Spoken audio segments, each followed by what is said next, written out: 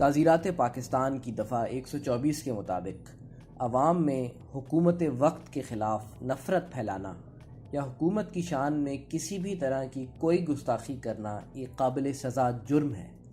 ये एक संगीन जुर्म है जिसकी सज़ा उम्र कैद तक हो सकती है।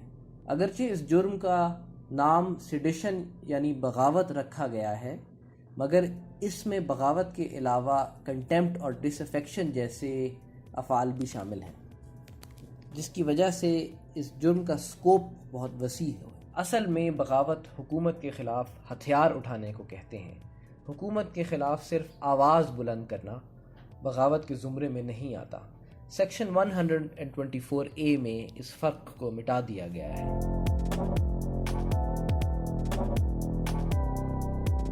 इस कानून का मकसद उन मुसलमानों को डराना था जो अभी 1857 की जंग ताज़ा हारे थे, और अगरचे उन्होंने अंग्रेज़ की हुकूमत को जबरन कबूल कर लिया था, मगर वो दिल से इसे कबूल नहीं करते थे बल्कि इससे नफ़रत करते थे। इन द हिस्ट्री जब हम देखते हैं तो जितने भी फ्रीडम फाइटर्स जिन्होंने पॉलिटिकल मोबिलाइजेशन प्रॉपर की, एक हार्ड लाइन रेडिकल एक्टिविज़म लेते हुए या वायलेंस की तरफ गए, उनके ऊपर ये चार्जेस लगे हैं। और मेरे ख़्याल में इसमें जो सबसे नुमाया मिसाल है वो भगत सिंह की है, जिनके केस के अंदर सेडिशन चार्जेस भी ऐड किए गए थे।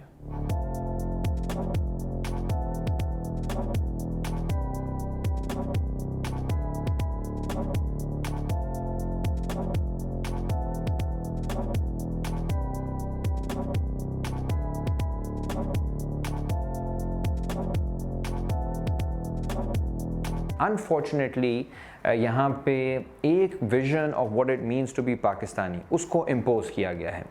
अब उसमें और अब जो उसमें फिट नहीं होता शख्स, चाहे वो कोई एथनो नेशनलिस्ट हो, चाहे वो कोई ख़ास तरह का रिलीजियस बंदा हो, औरत हो, कोई ख़ास पॉलिटिकल व्यूज़ का बंदा हो, उसको फिर ये नहीं कहा जाता कि they have a different vision for the country. उसको कहा जाता है कि they are outside the political community that constitutes Pakistan, which means कि ये लोग जो हैं ये हमारे मुल्क का हिस्सा ही नहीं, ये एक्चुअली किसी और के एजेंट है, किसी और के लिए काम कर रहे हैं।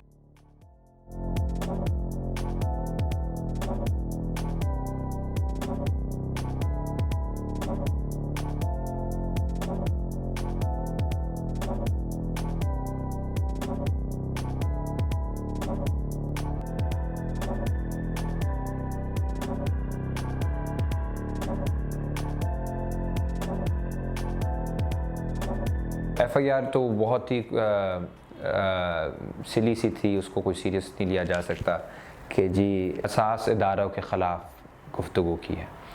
अब वो एक टेक्निकल एक इशू है कि फ़र्क करना पड़ेगा क्रिटिसिज्म में और रिबेलियन में। जब आप किसी पॉलिसी के ऊपर तनकीद करते हो, उसका ये मतलब नहीं होता कि आप कह रहे हो कि जी बगावत हो जाएगी या उन इदारों को ख़त्म हो जाना चाहिए है या उन इदारों को मैं टेक ओवर करना चाह रहा हूँ। ऐसा तो नहीं हो सकता।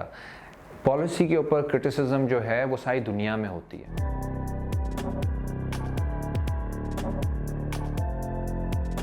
देखिए, इस लॉ को जब हमारे पास एक जमहूरी माशरा आ गया तो इस लॉ को अडेप्ट होना चाहिए था। अडेप्ट इस तरीके से होना चाहिए था कि इस लॉ के अंदर कोई भी पॉलिटिकल अपोजिशन या पॉलिटिकल डिसेंट जो है वो क्रूसीफाई ना हो।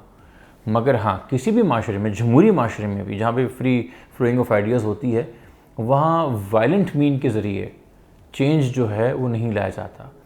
दूसरी तरफ तहरीक लब्बैक है, वो ये नहीं कह रही कि आसिफ बीबी के केस के ऊपर या मुमताज़ कासवी के केस के ऊपर हमें सुप्रीम कोर्ट से शिकायत है या वज़ीर आज़म से शिकायत है या आर्मी चीफ से शिकायत है, किसी और से शिकायत है। वो कहते नहीं, इनका जाके कत्ल करो, इनको जाके मार दो। तो वहाँ तो डेफिनेटली आपको एक रेड लाइन ड्रॉ करनी पड़ेगी।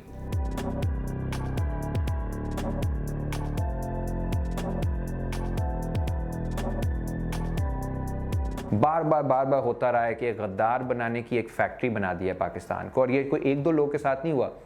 फातिमा जिन्ना पे इल्ज़ाम लगा कि रॉ एजेंट है। मादरे मिल्लत पे मिलिट्री ने इल्ज़ाम, जो उस वक्त के डिक्टेटर था अयूब खान, उन्होंने इल्ज़ाम लगाया। शेख मुजीब रहमान पे लगा जो इलेक्शन जीते थे। जुल्फ़िकार अली भुट्टो पे लगा, उनकी बेटी बेनज़ीर भुट्टो पे लगा, नवाज शरीफ पे लगा, बादशाह खान पे लगा, बलोच रहनुमाओं पे लगा, अल्ताफ़ हुसैन पे लगा, सिंध के रहनुमाओं पे लगा।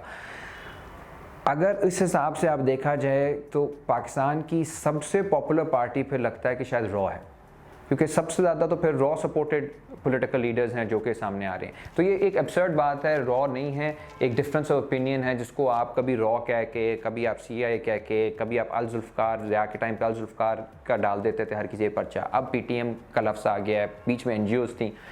ये these are all imprecise words to suggest that we do not accept dissent.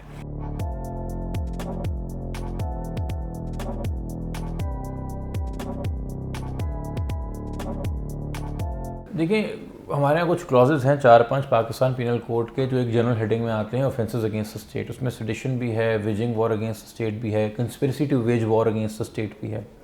अभी जो शिया मिसिंग पर्सन से धरना हो रहा था, इन पर एक FIR काट दी गई बहुत ही फजूल किस्म की, और वही एक प्रेशर डालने के लिए, बदनाम करने के लिए, आवाम का ओपिनियन इनके ख़िलाफ़ चेंज करने के लिए इन पर इल्ज़ाम लगाया कि मुल्क के ख़िलाफ़ जंग और जंग की तैयारी और कंस्पिरेसी कर रहे हैं।